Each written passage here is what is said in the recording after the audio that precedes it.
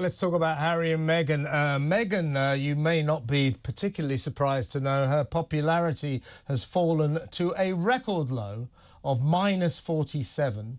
The lowest it's been since YouGov began recording this sort of thing in 2017. So Meghan has hit the bottom when it comes to popularity. People have had enough of her, although she wants to be the President of the United States of America. I mean, if you thought that America could not possibly find a worse president than old geriatric Joe Biden, I'll give you Meghan Markle, President Markle. Can you imagine the hell of that?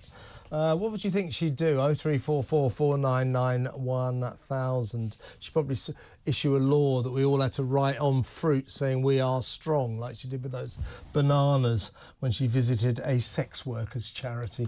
Anyway, so she's not very popular, but the story I'd like to focus on, and let's introduce the former royal editor of The Sun, Charlie Rae, right now. Hi, Charlie. Oh, good morning, Kevin. Yes, well, this is the story I want to focus on, that Harry, some people say Prince Harry has been cosseted, you know, in his ivory towers and his palaces, and this has made him somewhat otherworldly. He doesn't really understand how the real world works. Now, this suspicion about him was somewhat confirmed when it emerged yesterday that he pitched an idea to Spotify executives, bemused executives, that he would make a series interviewing for a podcast Vladimir Putin, Donald Trump and Facebook boss Mark Zuckerberg about their alleged troubled childhoods and how those childhoods made them the men that they are today. First of all, I don't even know if any of them had troubled childhoods, but no. In Harry's world, you know, everybody has a troubled childhood and they suffer for it today like he does. But secondly, I mean, you can imagine the guys at Spotify, you know, I've had this idea, I'm going to interview Vladimir Putin about his troubled childhood. Do you imagine the Spotify guy going, yeah, right. Well, you know, Kevin, what it reminded me of is our days back at The Sun, when certain executives may come back in the afternoon after maybe a lengthy liquid lunch and come up to you with some bizarre idea. Now, the one I remember was one executive coming back and saying, I've had a great idea for a couple of spreads, that's 2 pages and over a couple of days. And he said, yeah, I want an interview with the Queen. That's a good idea, yeah. Great idea. I said, fantastic. I'll give her a call. I'll give her a call and see what happens. And you just go away, you go back 10 minutes later and say, look, honestly, she's so busy. The answer is no. Yeah. Oh, all right then. So he's gone back to the drawing board. Maybe he's decided on some showbiz personality or some equally other. Well, showbiz is easy to get hold of. Yeah. But, you know, other person that you could, it's impossible to if you can't get us the Queen, get us Frank Sinatra. Get us Frank Sinatra. I mean, that's it. I mean, but that's that's a certain type of newspaper executive we're talking about. Yeah. But with Harry, I mean, there's two things you reveal about this. One, he's got no idea about the real world. And two, he thinks everyone is the product of a troubled childhood. Yeah, even in his high position and meeting all sorts of very famous people, I mean, to think he could actually ring up Vladimir Putin and Donald Trump. Is that the Kremlin? Is that the Kremlin? Hello, it's Harry here. Have a quick chat, please. It just shows you how out of touch he is with reality.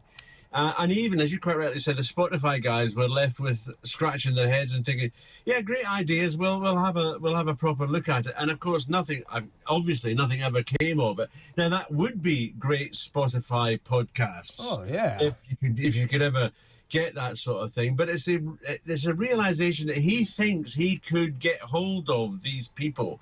I mean, I doubt very much he's ever made a proper phone call in his life rather than get an aide to ring someone up and say, Prince Harry will call you in 10 minutes if that's okay with you. That's how they do it. But again, now we know why the Spotify deal, the £18 million Spotify deal, not just that, but there was a range of things, not least of all, Meghan wasn't producing stuff either, all that much. And so it got axed, and it's of no surprise, surprise whatsoever. I mean, because the deal, the Spotify deal for podcasts was supposed to be for both of them. Yeah. Now, as far as I'm aware, he's produced the square root of nothing. For them. That's probably half the reason they're talking about a lack of productivity. And one executive at Spotify, his name is Bill Simmons, he was in charge of monetization. He took one look at Meghan's series Archetypes and said, I can't monetize that, it's dreary and boring. He also dismissed Harry and Meghan as, this grifters. Is his word, lazy and bleeping grifters. Yeah, I mean, grifters is the Americanization of con men. Yeah. And he quite rightly says that they are conning or trying to con Spotify. And as I understand it as well, you may find this hard to believe, but Meghan was really hard to work to deal with. Oh, so knock me down with a feather. At Spotify, and we have to acknowledge as well that the possibility that Netflix are also going to dump on their deal of 100 million. So they're going to have to start shopping around for other places. Mind you, if you've got all that sort of money in the bank, although Spotify are not going to be paying the full 18 million, they're going to cut some of that money back. I think they're going to cut a lot of it back. They made their feelings crystal clear. As you quite rightly say, Netflix, who they have a $100 million deal with, they think that we're hearing... The actual quote was that they think that the royal lemon has been squeezed. There's nothing left in the pot. That these two, this guy Bill Simmons at Spotify, he said, look, the thing about these two is if they're not actually moaning about the royal family, dumping a bucket on the king and going on about Camilla, no one is interested in what they have to say. So, and also, Kevin, I think we and the American public have had enough of their dumping on the royal family. There's only so much. It's like the boy who cries wolf. You can only shout about that point, that one aspect, for so much, and then people say, "Oh, yeah, well, we know you think you had a hard time," and they can't keep making programs about nasty Camilla and terrible Prince William and Kate didn't like this and all that sort of stuff. So you can't keep doing all that. You've got to produce, as you well know, in that business, you have to produce new stuff that people will look and switch their televisions on for. Yeah. Now. Look, all of this seems to have reached a dead end for them. So the Netflix, Spotify era for Harry and Meghan seems to have suddenly ended. So what next for them? What will they do in the future? Because they've got great financial commitments. Their mortgage alone is $7.5 million repayments per year. They've got huge commitments. They need a lot of money. If Netflix pull out, they got nothing coming in. What are they going to do? Well, there is a suggestion that Meghan is going to be the new face of Dior. God help us all. I mean, God help Dior.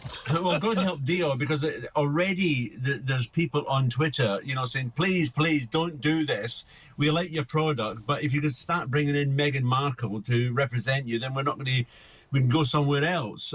So that's one thing. But apart from the Dior thing, I haven't heard anything else that they're going to get themselves involved in. I'll tell you, I think they're at a crossroads, and they better work something out fairly quickly because it's all going Pete Tong for them. Charlie, brilliant to talk to you. I'll talk to you on Sunday. That's Charlie Rae, former royal editor of The Sun. What do you think Meghan's going to do next?